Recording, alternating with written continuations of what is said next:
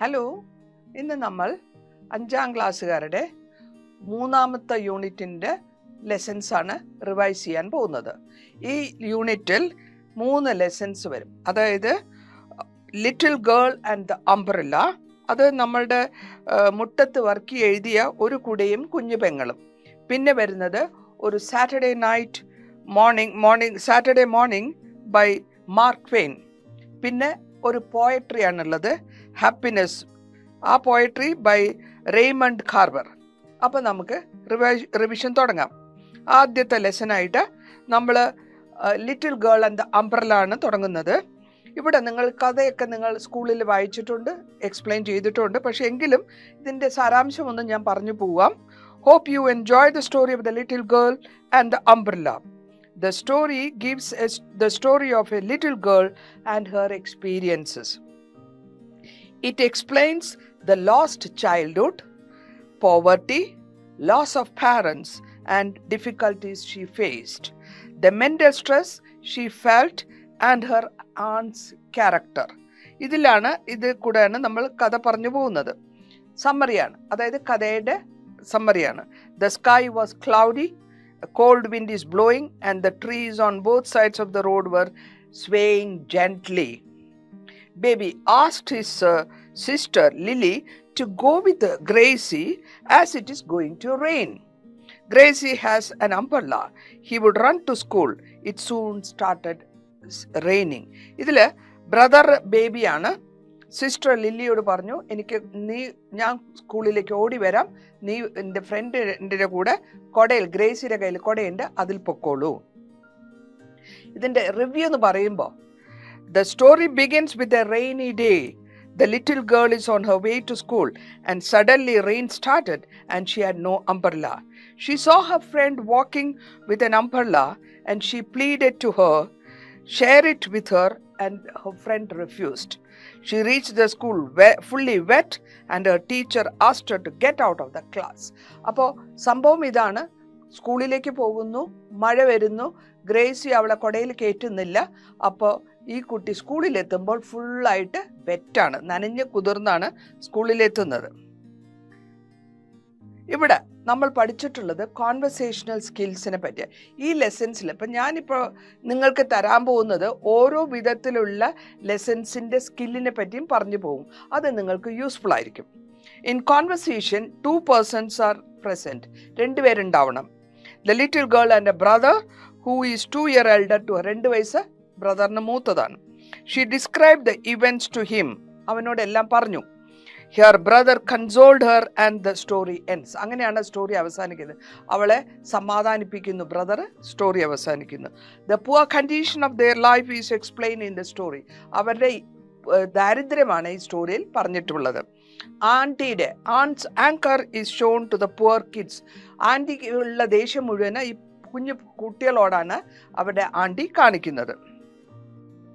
Paragraph writing എങ്ങനെയാണെന്ന് വെച്ചാൽ, paragraph writing നിങ്ങൾക്ക് തന്നിട്ടുള്ള റെയിനിനെ പറ്റിയാണ്, മഴയെ പറ്റി എഴുതുക. Rain is the theme in the paragraph writing here. You can try to collect your rain experience. ഒന്ന് ആലോചിച്ചിട്ട് മഴ നനഞ്ഞ കാര്യങ്ങൾ എഴുതാൻ പറ്റും. Try to write in small simple sentence. നിങ്ങളുടെ സ്വന്തം വാക്കിൽ എഴുതാറ്. ഇത് നമ്മളിങ്ങനെ തരുന്നത് നിങ്ങൾക്ക് പരീക്ഷയ്ക്ക് ഇതുമാതിരത്തെ ക്വസ്റ്റ്യൻസ് ചോദിച്ചാൽ അതിലെങ്ങനെ ചെയ്യണം എന്നുള്ളതാണ്. Getting wet, playing in a pool of water with your friends, etc. അതൊരു എക്സാമ്പിൾ ഞാനിവിടെ തന്നിട്ടുണ്ട്. Try to recollect any incident like your classmate coming in cycle and falling in water and all others watching and enjoying the fun. അപ്പോൾ ഇവിടെ നമ്മൾ ഒരു പയ്യൻ വരുന്നു, സൈക്കിളിൽ വരുന്നു, സാധാരണമായിട്ട് കാഴ്ചയാണിത്, വീഴാറുണ്ട്, ബാക്കിയുള്ള ഫ്രണ്ട്സ് എല്ലാവരും കൂടെ ചിരിക്കും.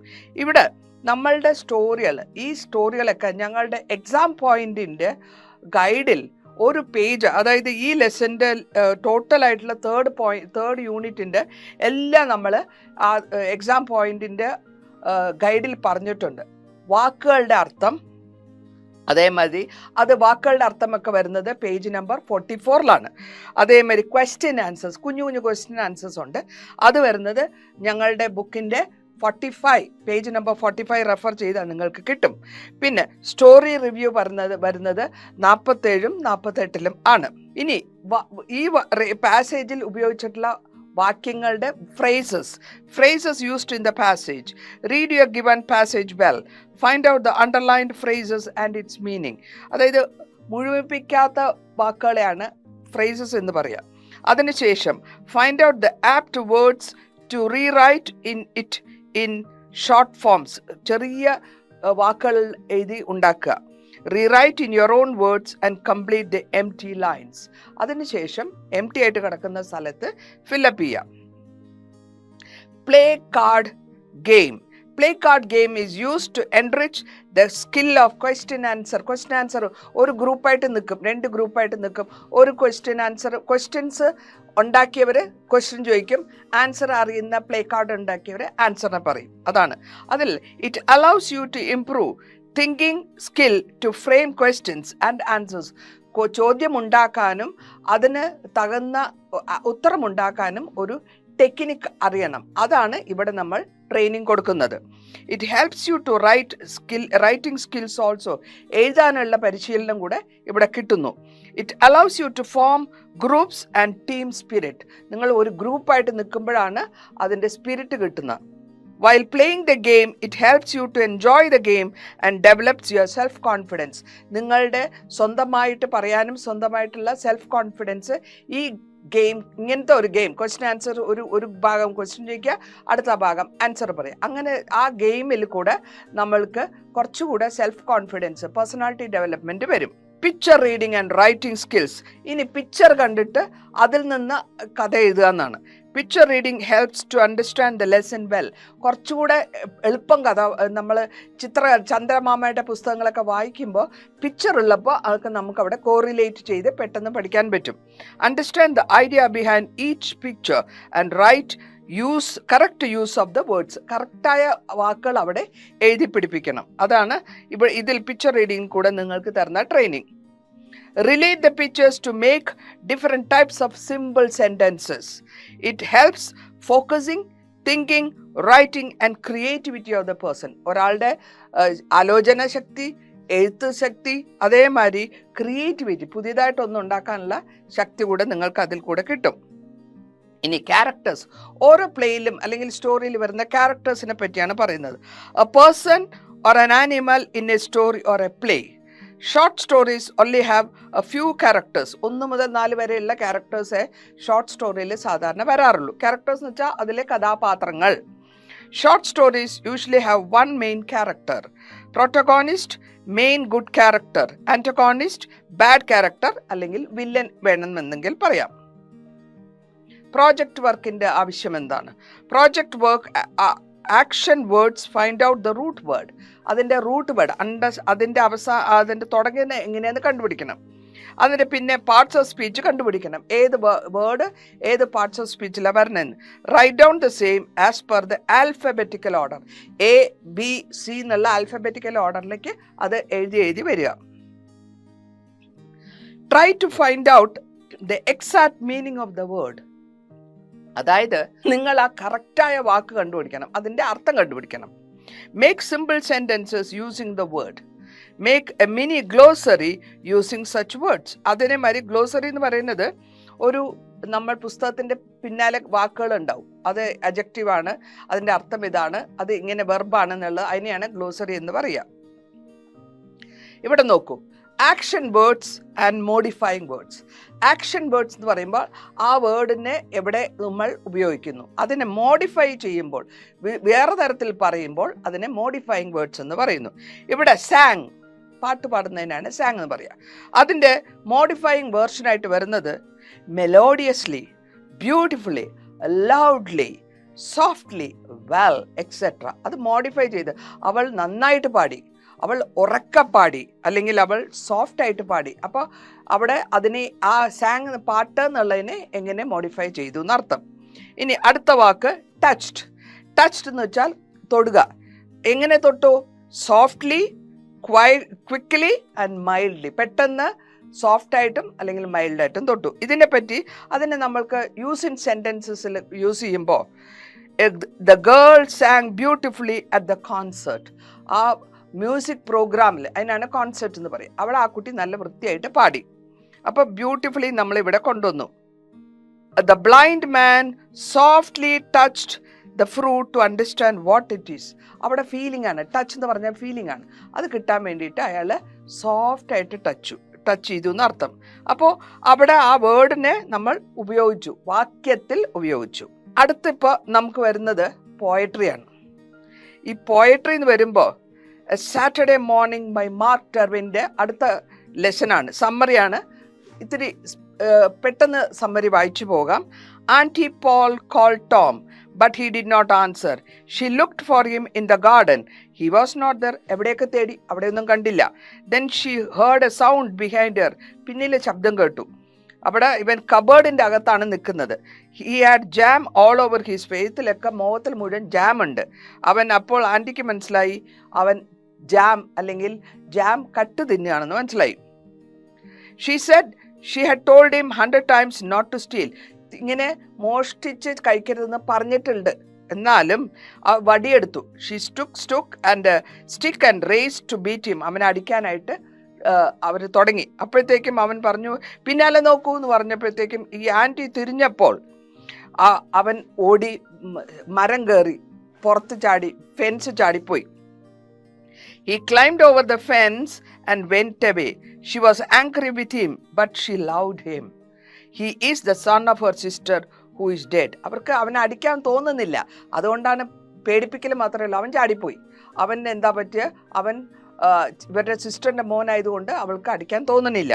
She must look after him, but she says if she does not punish him, he will grow up lazy and wicked. അവന് പണിഷ്മെൻറ്റ് കൊടുത്തില്ലെങ്കിൽ അവൻ നല്ല കള്ളം ചെയ്യുന്ന പയ്യനായിട്ട് മാറുമെന്ന് പറയുന്നു. ഈ ലെസൻ്റെ ഞങ്ങളുടെ എക്സാം പോയിന്റിൻ്റെ ബുക്കിൽ നോക്കുകയാണെങ്കിൽ, ഗൈഡിൽ നോക്കുകയാണെങ്കിൽ വേർഡ് മീനിങ് ഒക്കെ കൊടുത്തിട്ടുണ്ട്. കുഞ്ഞു കുഞ്ഞു വേർഡും അതിൻ്റെ മലയാളത്തിലെ അർത്ഥവും കൊടുത്തിട്ടുണ്ട്. പേജ് നമ്പർ 52 അത് കാണാൻ പറ്റും.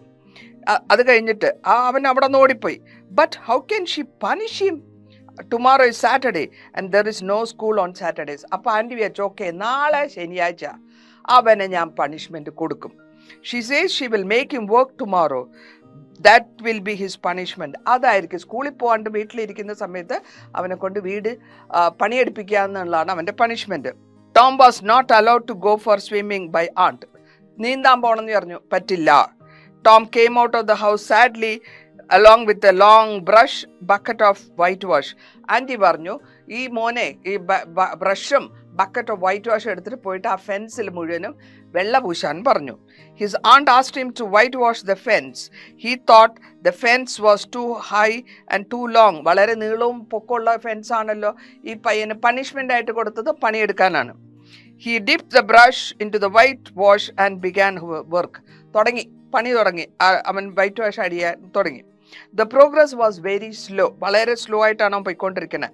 He sat down and sighed heavily. Sighed എന്ന് വെച്ചാൽ ദീർഘശ്വാസം എടുക്കുക.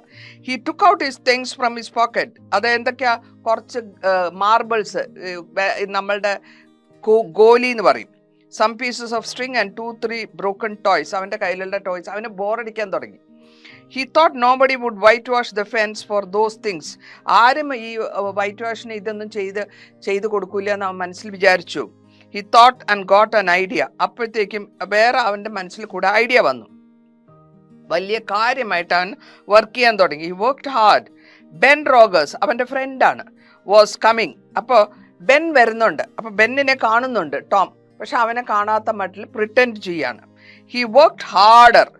എന്നിട്ട് ബെൻ വാസ് ഈറ്റിംഗ് ആപ്പിളും കടിച്ചുകൊണ്ടാണ് വരുന്നത്. He looked very happy. ബെന്നിന് സന്തോഷമുണ്ട്, അവന് പണിയെടുക്കണ്ടല്ലോ. He was pretending to be big sheep and rocking like one. ഇങ്ങനെ പിള്ളേരൊക്കെ ഇങ്ങനെ സ്കൂട്ടറൊക്കെ ഓടിച്ച് കാണിക്കുന്ന മാതിരി അവൻ ഷിപ്പ് മാതിരി വിചാരിച്ചുകൊണ്ട് അതിനെപ്പറ്റി ഓർഡറിൽ തന്നെ ലൗഡ് വോയിസ് ഒക്കെ കൊടുത്ത് അത് ഇവൻ ഒച്ചയിടുമ്പോൾ ആ കപ്പൽ അനുസരിക്കുന്ന മാതിരി അവൻ ആക്ട് ചെയ്തുകൊണ്ടാണ് വരുന്നത്. He came near Tom and asked him if he was working. അവൻ്റെ അടുത്ത് വന്ന് ചോദിച്ചു, നീ എന്താ പണിയെടുത്തോണ്ടിരിക്കുകയാണോ? Tom continued his work.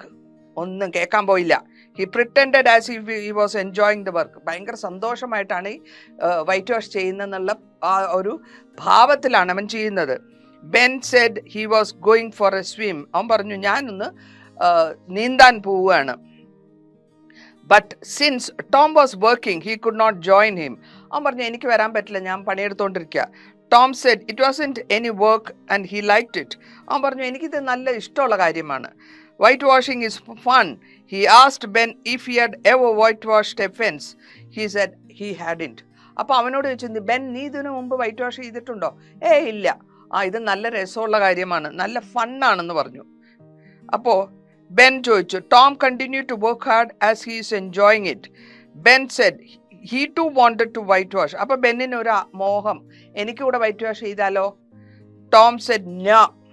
Okay, he was going to make the fence look fine and the work was very interesting. അവൻ പറഞ്ഞു ഞാൻ ഈ മതിലൊക്കെ നല്ല വൃത്തിയായിട്ട് പെയിന്റ് ചെയ്ത് വൃത്തിയാക്കാൻ പോവുകയാണ്, അത് നല്ല രസമായിട്ട് വരും fencing. Ben asked him to let him do a little. അപ്പോൾ പറഞ്ഞു again ടോം പറഞ്ഞു പറ്റില്ല, ആൻറ്റി എൻ്റെ അടുത്ത് തന്നെ ചെയ്യാനാണ് പറഞ്ഞിരിക്കുന്നത്. Aunt has asked him to do it alone. If Ben does it, he will make mistake and spoil everything. നീ ചെയ്താൽ അത് മുഴുവൻ തെറ്റായി പോകും. Tom continued. അപ്പോൾ ചോദിച്ചുകൊണ്ടിരിക്കുകയാണ്, താ ഞാൻ ചെയ്യാന്നുള്ളത് വിധത്തിൽ Ben. Okay, Ben assured him he would be careful. ഇല്ല, ഞാൻ ചീത്തയാക്കാണ്ട് പെയിന്റ് ചെയ്യാം. He would give Tom his apple if he lets him whitewash. എനിക്ക് നിന്റെ ആപ്പിൾ തരാം, നീ എന്നെ പണിയെടുക്കാൻ പെയിന്റ് ചെയ്യാൻ സമ്മതിക്കൂ. അപ്പോൾ ഒരു ഇഷ്ടമില്ലാത്ത വിധത്തിൽ ടോം ആ ബ്രഷ് അവന് കൊടുക്കുന്നു. അതിനുശേഷം ബെൻ നല്ല വൃത്തിയായിട്ട് വർക്ക് ചെയ്തു. It was hot but he went on working. നല്ല കാര്യമായിട്ടാണ് ബെൻ അവിടെ പെയിന്റ് ചെയ്തുകൊണ്ടിരിക്കുക.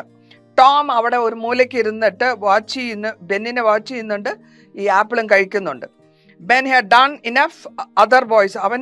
അവൻ്റെ പണി തീരാറായപ്പോഴത്തേക്കും വേറെ ബോയ്സ് കുറച്ച് പിള്ളേർ വന്നു. At first they laughed at Tom. അവർ വന്നവർ ആദ്യം ഇവനെ കളിയാക്കി ചിരിച്ചു, ടോമിനെ കളിയാക്കി. But soon they too were whitewashing the fence. അത് കഴിഞ്ഞപ്പോൾ അവരും ഈ പണിയിൽ വൈറ്റ് വാഷ് ചെയ്യാനായിട്ട് കൂടുതലായിട്ട് അവർ ഇൻട്രസ്റ്റ് കാണിച്ചു. They had to pay Tom to let them work. അവന് വേണ്ടി പണിയെടുക്കുകയാണെങ്കിൽ കൂടിയും ടോമിന് കൊടുക്കണം. They gave him their best things. അവർക്ക് കയ്യിലുള്ള കാര്യങ്ങളൊക്കെ കൊടുത്തു. 12 മാർബിൾ, ഒരു tin soldier, a key, a dog's collar, the handle of a knife and 4 pieces of an orange. ഇത്രയും വന്ന പിള്ളേർ ടോമിന് കൊടുക്കുകയാണ്. അതായത് അവർക്ക് ആ പെയിന്റ് അടിക്കാൻ സമ്മതിക്കാൻ വേണ്ടിയിട്ട്. Tom had an easy time. He did not work. എന്തൊരു സ്മാർട്ട് ഫെല്ലോ ആണ്. അവൻ പണിയെടുത്തില്ല, പക്ഷെ അവൻ്റെ ഫ്രണ്ട്സിനെ കൊണ്ട് അവൻ പണിയെടുപ്പിച്ചു.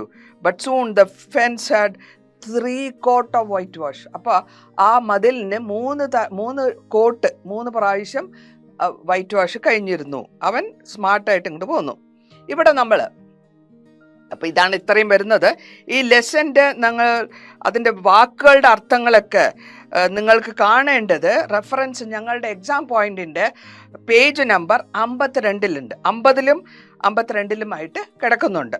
അപ്പോൾ വേർഡ് മീനിങ്സ് മനസ്സിലാക്കുക. ഇനി നമ്മൾ നോക്കാൻ പോകുന്നത് ഈ ജംബിൾഡ് സ്റ്റോറിയാണ്. അതായത് പിക്ചർ ജംബിൾഡ് ഓർഡറിൽ വരുന്നുണ്ട്. ആ ജംബിൾഡ് ഓർഡർ എന്ന് വെച്ചാൽ റോങ് ആയിട്ട് വരും. ഓക്കെ, മോർണിംഗ്സ് ഇവൻറ്റ്സ്, അതാണ് ഈ ലെസൻ്റെ. Saturday morning events are given in the form of pictures. പിക്ചറിൻ്റെ വിധത്തിൽ നിങ്ങളുടെ പുസ്തകത്തിൽ കാണും. അത് find out the sequence of the events, അത് ഓർഡർ തുടങ്ങുന്നത് എങ്ങനെയാണെന്ന് കണ്ടുപിടിക്കുക.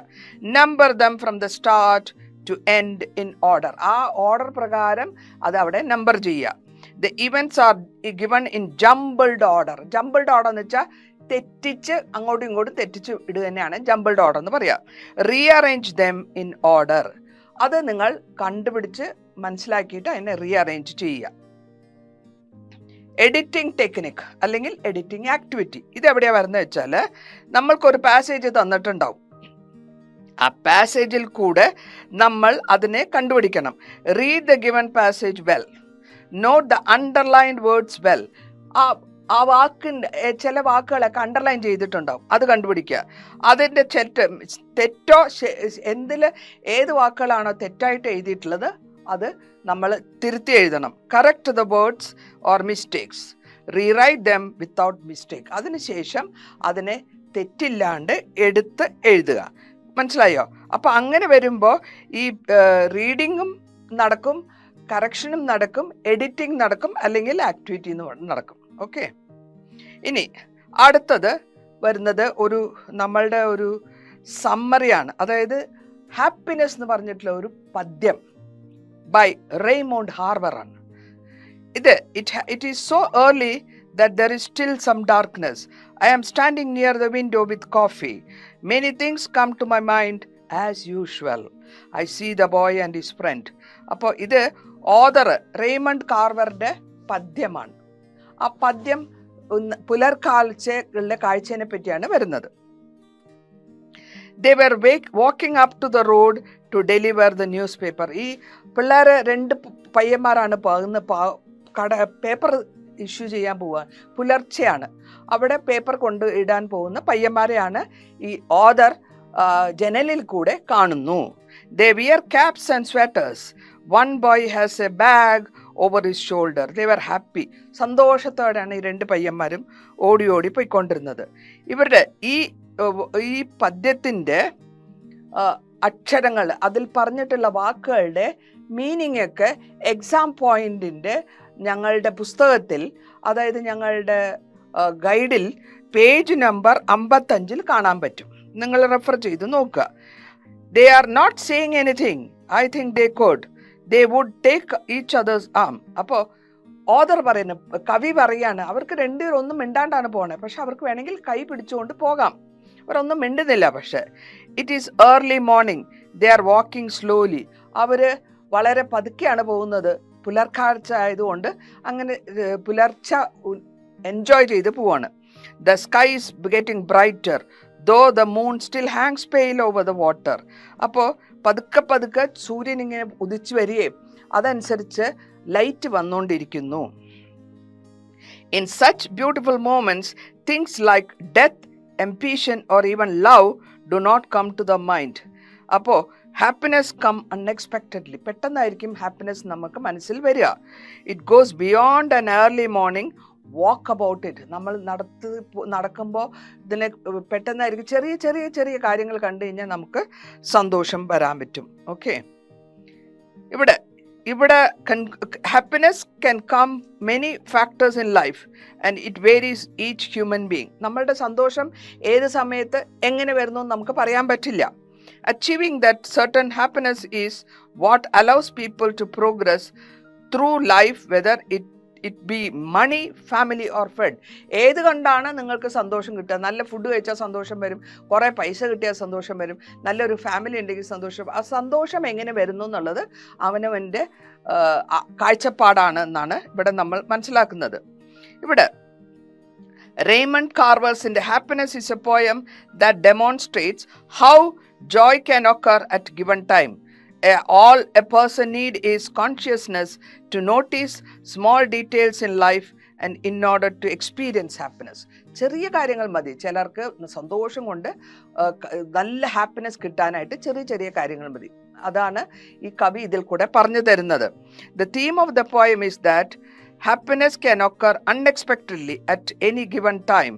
Carver establishes theme by his use of elements of the poetry.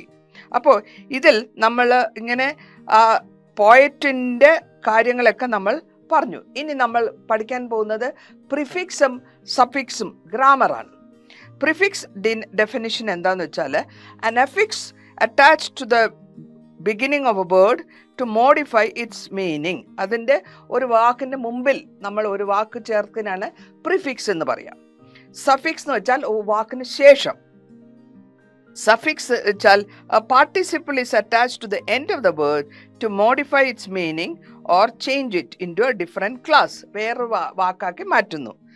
Prefix ഡെഫിനിഷനിൽ ഇങ്ങനെ വരുമ്പോൾ അതിൻ്റെ അർത്ഥം മാറി മാറി വരുന്നുകൊണ്ടിരിക്കുന്നു. ഒരു ഹൈഫൺ അവിടെ ഉപയോഗിക്കും. ഹൈഫൺ എന്ന് വെച്ചാൽ ഒരു കുഞ്ഞു വര, അതിനെയാണ് ഹൈഫൺ എന്ന് പറയുക. Hyphen is a must to be used for prefixes self. Example self dependent. കണ്ടോ, സെൽഫ് എന്നുള്ളതാണ് അവിടെ പ്രിഫിക്സ് കൊടുത്തിട്ട് ഡിപ്പെൻഡൻറ്റ് എന്നുള്ളത് വരുന്നു വാക്ക്. സെൽഫ് എസ്റ്റീം, ആ 2 വാക്കിനെ നമ്മൾ കൂട്ടിച്ചേർത്തിട്ട് ഹൈഫൺ ഇട്ടിട്ടുണ്ട്. എക്സ് ഹസ്ബൻഡ്, ex-employee, പഴയ ജോലിക്കാരൻ.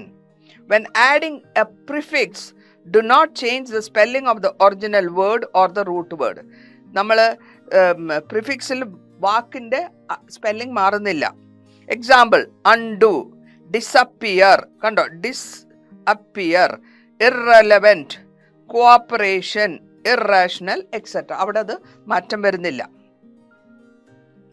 When suffix is added, the spelling of the base word can change. This is mostly the case when the word ends with a or I, vowels, vowel വരുമ്പോൾ a or e. For example, happy becomes happier, കണ്ടോ, അവിടെ മാറുന്നു. Costly becomes costlier. When the suffix er is used, manage becomes managing. Make becomes making with the suffix ing. ഇതാണ് suffix ആയിട്ട് അവിടെ വന്നിട്ടുള്ളത്.